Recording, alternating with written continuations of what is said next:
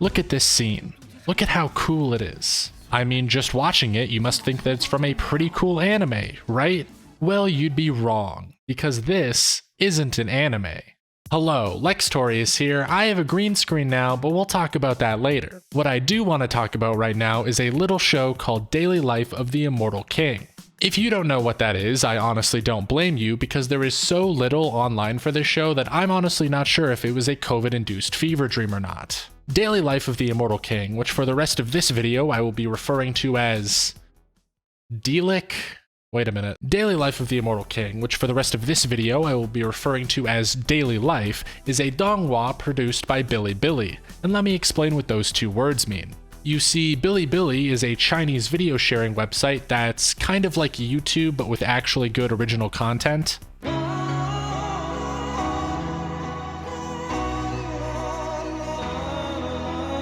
And I don't know if it's just because of the language barrier, but I honestly have no idea what's going on here. Anyway, Donghua just means Chinese animation, or any animation made in China, sort of similar to how anime just means animation in Japanese. And I do think it's also important to mention that manga in Chinese is manhwa, and that if you are referring to something with both a donghua and a manhwa together, you refer to it as a dongman. That is the official term that Wikipedia has listed, and let me tell you that I have never clicked on a link faster than when I saw see also, dongman. Back on topic, Bilibili made a donghua called Daily Life, and I really like it. I don't remember exactly how I first found it, I do just remember kind of stumbling upon it a couple of months ago and watching the first season. And I think that this show is criminally underrated. The animation is really good, the story is really fun, and I just really enjoyed it, but yet I see nothing online about it. There is nothing on any major social media sites, I couldn't find any major YouTubers making videos on it, even the show's own fan wiki is empty. Like what is this? That's the best quote you could find?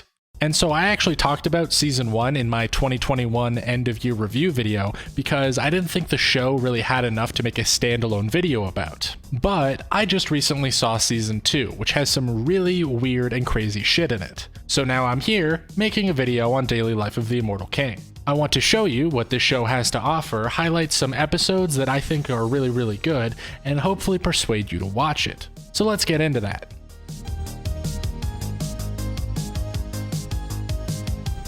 Basically, the show follows a similar premise to One Punch Man, Mob Psycho 100, and Saiki K, which if you don't know are comedy anime revolving around extraordinarily powerful main characters. These shows are sort of framed as parodies of typical shonen anime, which would usually involve a main character fighting bad guys to get more powerful, but in these shows the main character is instead struggling to be normal because they're already the most powerful character in this universe. For example, in One Punch Man, Saitama is trying to become famous and find a suitable villain to fight him because, as the name suggests, he can obliterate God in a single punch. In Mob Psycho 100, Mob is trying to make friends and live an ordinary middle school life, meanwhile having enough psychic power to kill Goku. And in Daily Life, we follow Wang Ling, a quiet kid trying to go to high school for people with magical abilities, even though he himself is so strong that...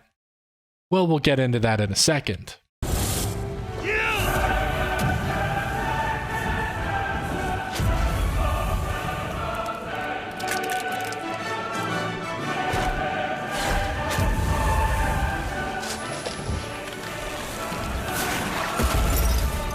And let's indeed get into it, and let me explain to you the basic plot of the show. Imagine this. Magic is real. That's it, that's all you have to imagine. That's the whole premise of the show, actually. People can use magic. Magic is real, and people can use it to cast spells, summon things, and just fucking blast people. And in this world, there was a kid, born to 2 regular parents in a lower middle class family by the name of Wang Ling. So quick editor's note, as I'm editing this video, I keep noticing that I pronounced Wong Ling, which is the proper way to pronounce the main character of the show's name, as Wong Ling. I keep saying Wang Ling instead because I'm stupid and can't say words right. So I just want to apologize to anyone who might have already written up a comment about how I've mispronounced the main character's name. I do know that it is Wong Ling. I'm just an idiot. And this dude, well, I'll just show you 2 clips from the first episode to show you what he's about. Here is a clip of a demon invading Earth that is so powerful that the most powerful magic users can barely damage it. And here is another clip of a 6-year-old Wang Ling soccer kicking the demon into oblivion. Yeah, this guy has a lot of power. So much power, in fact, that his dad has to continually put magic suppressing seals on him to keep him from just blowing up the fucking universe. And aside from the short introduction where we see him growing up, including a scene of him just walking out of the womb like the goddamn Sigma male that he is, the rest of the show takes place in high school.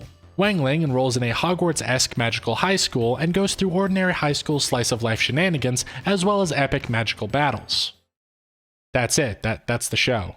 And all of this can sound pretty familiar if you've seen shows like Mob Psycho 100 or Saiki K. It's sort of classic, funny slice of life that can get pretty meta at times, along with ridiculous action and over-the-top plot progression. But something that sets daily life apart from other shows like it is its focus on romance, which other shows in the genre don't really have. I mean, Mob gets a girlfriend for like 2 episodes, I think, and Saitama is our asexual king, and Saiki K, well, I'll save our discussion of Saiki K for the end of the video, because it's actually kind of important. Nevertheless, most of the plot progression of the show is tied to the relationship between Wong Ling and his classmate, Sun Rong. She's your classic overachieving rich girl character, which is kind of a disappointing archetype, but she does make a good couple with Wang Ling, so I will spare her from the Eat the Rich movement until Wang Ling gets to, well, eat the rich. The entire first season's plot revolves around these two going out, and as you'd expect from a show like this, some crazy convoluted shit gets in the way. For example, there is an assassination attempt by someone trying to kill Sun Rong because she's the daughter of the CEO? I think. I haven't seen this first season in months, man. Anyway, suffice to say, it doesn't go well.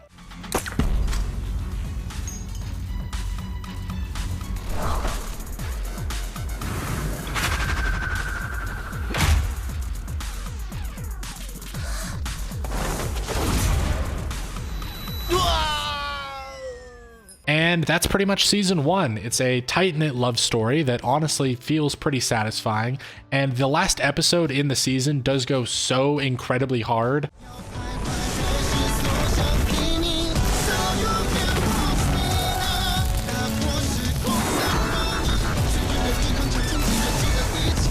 Though getting into season 2 is where the show starts to go absolutely insane. Again, I won't spoil the ending of season 1, but let's just say some stuff happens. Wang Ling goes a little cuckoo crazy, you know, things get a little wacky. And season 2 ups the stakes of season 1 because now a demon king of the multiverse is trying to invade Earth, which is, you know, a little bit of a step up from these dipshits. And I won't talk about the main plot of the second season any more than that because it's really not important to what I want to talk about that much. It is a very good plot though, so I do recommend that you watch that on your own. What I want to cover is how a lot of episodes in season 2 just get really weird.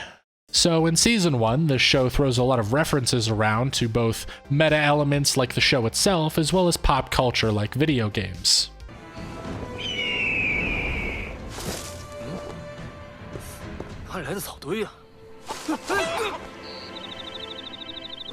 But in season 2, they just go all out with it. For example, there is an entire episode where Chen Chao, the sort of hot-headed member of the main character friend group, gets addicted to donating to a VTuber.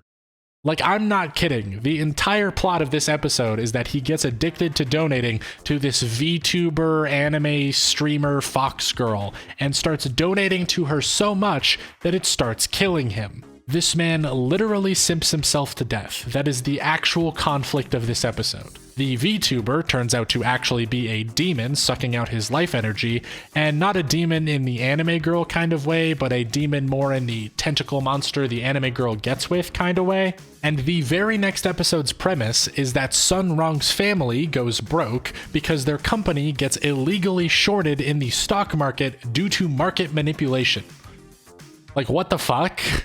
And that's not even the weirdest episode either. It's like surprisingly normal for the rest of the episode, and like surprisingly emotional too, so I won't spoil it for you. Please go watch it on your own. No, the weirdest episode of the show by far is season 2, episode 10, which is technically a bonus episode, or at least I think it is. Again, it's really hard to find information online about this show. Like, even the Wikipedia page has just nothing fucking here. And the IMDb is surprisingly blank on this too, so like, I actually don't really know how I'm supposed to get episode information for this show. So I think that episode 10 is supposed to be a bonus episode only because it comes literally right before the climax of the season and just completely pretends that the plot isn't happening for an episode. And I don't even know really where to begin with this, so I'm just gonna jump into it. The episode begins with the main character friend group going to Billy's animation studio, like the actual studio of the animation company that makes the show. They go on a tour of the animation studio and are sort of shown in detail how the animated shows are made. And I do mean in detail. They literally open up Photoshop on screen at one point to show you how it works. And this is, well, I mean, I haven't seen much anime. That's kind of been my whole thing this year, has been getting into anime more. But this seems like an insane premise to an episode for me. Because as far as I know, it's a canonical episode. I mean, it's jammed right before the climax of the show, but there's nothing saying it's not canon. I mean, again, there's nothing. There's literally nothing online for the show. If you were a Wikipedia or IMDb editor, I'm sure that you could just make shit up about this show and probably no one would dispute you on it. But anyway, the episode is actually surprisingly really fun and sort of eccentric. A highlight of the episode is when Chen Chao asks one of the key animators why they can't make the show on a higher frame rate, which he responds to by jumping out a fucking window. And not only that, but the quality of the animation of the show declines after the animator fucking kills himself. Like, this isn't a joke. The frame rate of the show goes down for the rest of the episode. And the entire plot of this episode is the main friend group going around the animation studio and accidentally discouraging the animators by basically calling their work shit, so one by one they all quit the show, and the animation quality of the show gets worse until all of the characters are just rough sketches on a blank background.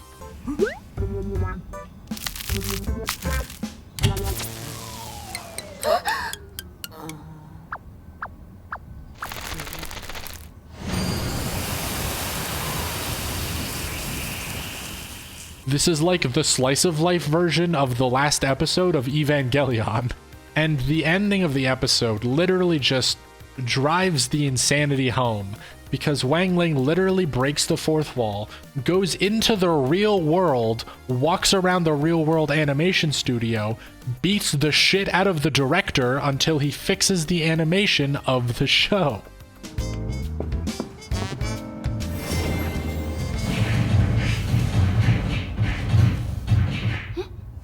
That's how the episode ends. They fix the animation of the show in real life, and the main characters thank them for animating them. And I feel like I need to take a break even talking about this because I still can't believe that I saw it. I mean, keep in mind that this was literally placed right in between the climax of the show and the final episode. The episodes directly before and after this episode are plot episodes about the Demon King of the multiverse invading Earth. And as a full episode, this is by far the weirdest that Daily Life has to offer, but I want to show you just one last scene before we wrap this up. The final episode of Season 2 is episode 12. It is very plot heavy and has some honestly amazing animation. In the end of the episode, people are just straight up DBZ fighting and it's fucking awesome, but that's not how the episode opens. 我师兄，走吧。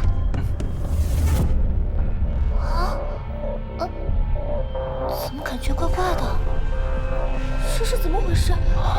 我们变成3次元了。等等，窗外还是正常。The final episode of the show opens with this fucking nightmare scene. Hey there, me again, editing the video. This is actually a scene from season 2, episode 11, not episode 12. It actually isn't from the final episode of the season, even though I keep calling it the final episode of the season. It's really not important to what I have to say. I just got the number of the episode wrong because I can't count higher than 10.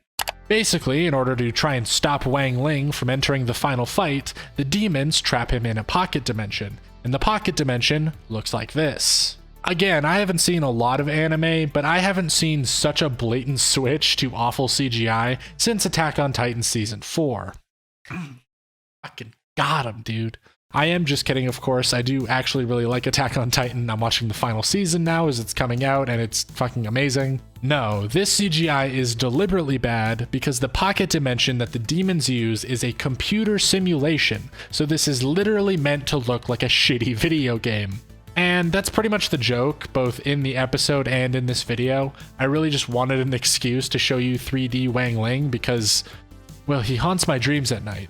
I will say that the way he gets out of it is pretty funny though, because he literally uses his god powers to open up the graphical settings of the computer simulation, turns on ray tracing, and then puts 2 mirrors together facing each other so that the constant reflection causes the computer to crash. Which is a weirdly technical joke to put in a mainstream show. Like, I feel like not everyone understands ray tracing, let alone the rendering abilities of computer programs. And Wang Ling does literally say ray tracing on in this episode. 光线追踪，开启。 And after the computer simulation crashes, it's revealed that the demon running it was using 3090 magical candles in order to power it, but he couldn't get the last 30 operational in time, which is why it was so low res and shitty. This motherfucker literally says I was using a 3060 instead of a 3090, and that's why my computer crashed. This show is fucking amazing.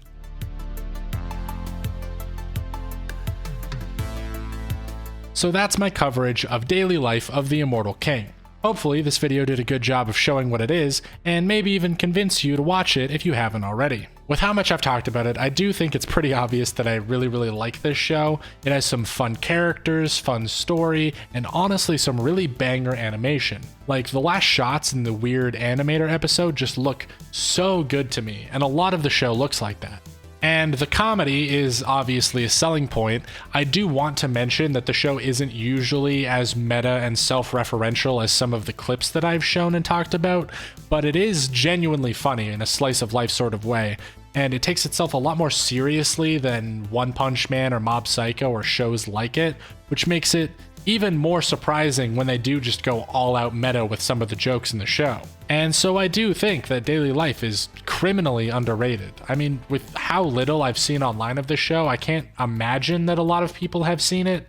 I mean, if you have before this video, please let me know in a comment, because I would honestly love to hear how you even heard about this show. And with all that being said, I do think that the show isn't perfect. It does have some things that I didn't really like. I thought the slice of life elements were a bit slow at times. The show also falls headfirst into this trope that honestly every show in its genre does, which is that the main character would end every single fight in a single hit, so they have to find just convoluted ways of either keeping him out of the fight or making sure that he can't use his full power. And also, the second season wasn't as cohesive of a story to me as the first season was, but that is because the first season is just this really tight-knit love story that I really liked. And I feel like there was something I was gonna talk about that I didn't get around to. Oh yeah, the entire show is a ripoff of Saiki K. For those of you who don't know, there is a pre-existing anime that some people consider to be similar to the daily life of the Immortal King, and that anime is called The Disastrous Life of Saiki K. In it, we follow the protagonist, Saiki K, as they go about their daily life. They are an insanely powerful psychic who would destroy the world if they didn't have power suppressors in the form of antenna on them at all times, and these usually make him very monotone and asocial. They go to a normal high school where their friend group consists of a hot-headed and physically fit friend, a typically unattractive friend with a heart of gold, and a popular girl who has a crush on them. They're raised by two loving parents in a lower middle-class household who know about his powers and often help him to try and conceal them. And the show is mainly about the main character trying to hide their powers and continually failing to do so, sometimes in very comedic ways that includes jokes breaking the fourth wall and referencing popular culture like video games. He is also addicted to a pretty niche and specific junk food that he often cares more about than immediate threats to his person. So basically, absolutely nothing like daily life at all. Honestly, I don't even know where people get the idea that these two shows are similar at all, or that one copied the other one, even though one of the shows came out like years before the other one. It's kind of a stretch, right?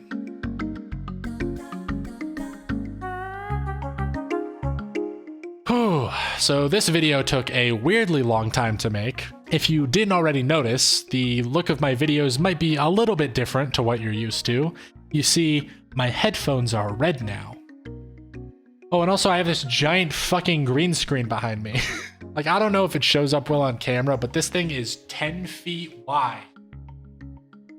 That's ridiculous. As well, even my content as a whole might be changing with this video, because in the past, all of my videos really up until this one have been sort of leaning more towards review. I've sort of been making these reviews mostly critical of movies because I just find it really enjoyable to tear apart a bad movie. So I feel like my videos were going more in the direction of reviews lately. They were starting to get longer and less jokes were being put in, and I was throwing more and more of like my opinions and critiques of a movie.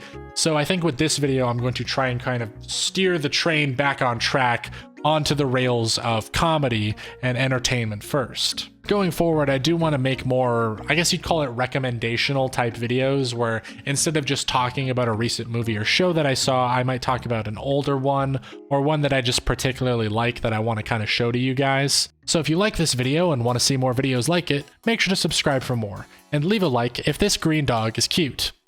Because Wang Ling uses him like a fucking gun.